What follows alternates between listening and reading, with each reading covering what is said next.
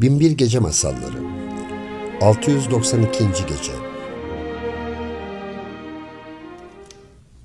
Feyyaz o gece hemen tebdil olmuş, yanına kölelerinden birisini ve içinde 4000 altın olan bir de kese almış. Doğruca Beşir'in evine gitmiş. Zavallı Beşir o gece kandiline koyacak yağ bulamadığı için karanlıkta oturuyormuş.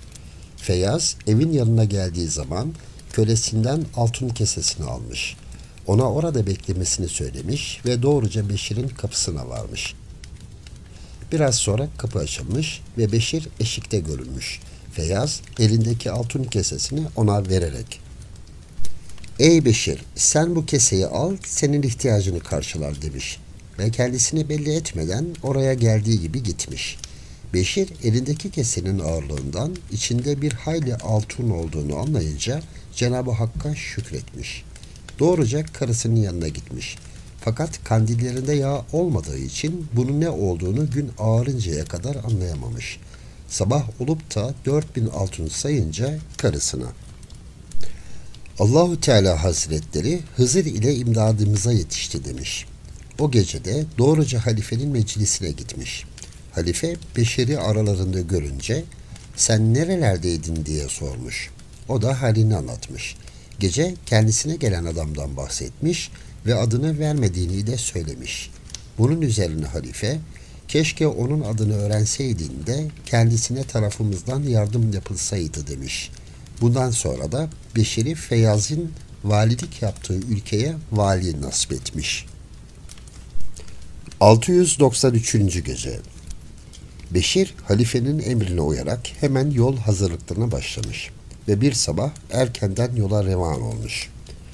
Az gitmiş, uz gitmiş. Nihayet Feyyaz'ın valilik yaptığı ülkeye gelmiş. Feyyaz da kendisini karşılamış. Birlikte şehre girmişler. Hemen saraya gitmişler. Yeni vali eskisinden devlet işlerini devralırken vilayetin parası üzerinde de durmuş ve bir hayli açık olduğunu tespit etmiş. Bunun üzerine Feyyaz'a "Beytül Mal'e ait olan bunca para ne oldu?" diye sormuş. O da cevaben "Ben bunca fakirin ve yetimin malı olan bu paraya el sürecek şerefsizlerden değilim" deyince Beşir gazaba gelmiş ve Feyyaz'ın ellerine ve ayaklarına pranga vurularak hapse atılmasını emir vermiş. Kocasının hapse atıldığı haberini alan Feyyaz'ın karısı buna çok müteessir olmuş.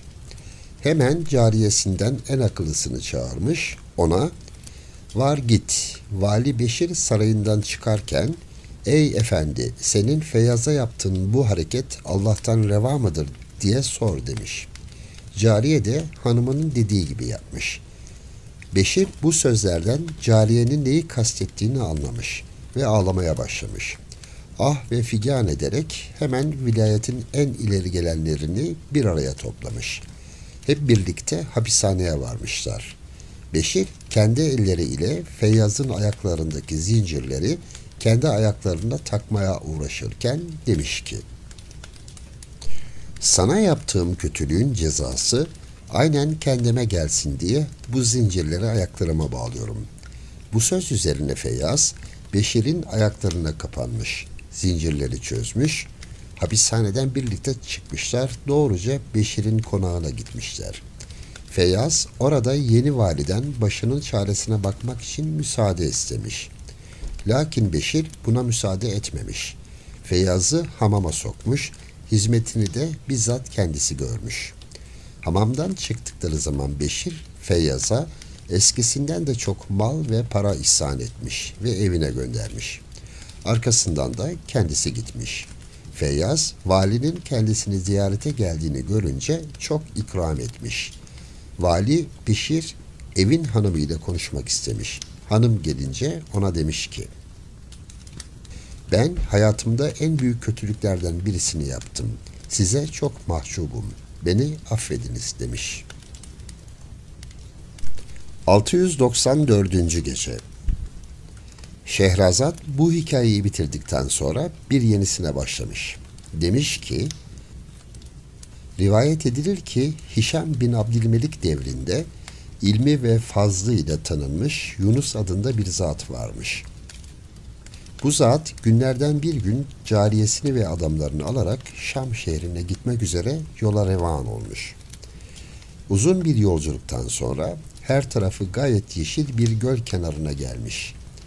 Cariyesini de karşısına alarak yemek yemeye ve içmeye, eğlenmeye başlamış.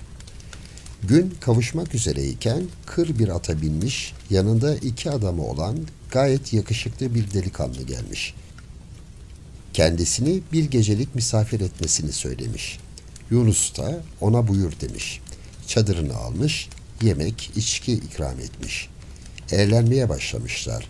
Bir aralık yeni gelen Yunus'a, "Efendim, siz bana cariyenizi tanıtmadınız," deyince Yunus, "Bu benim ak ve kara günlerimin yakın arkadaşıdır.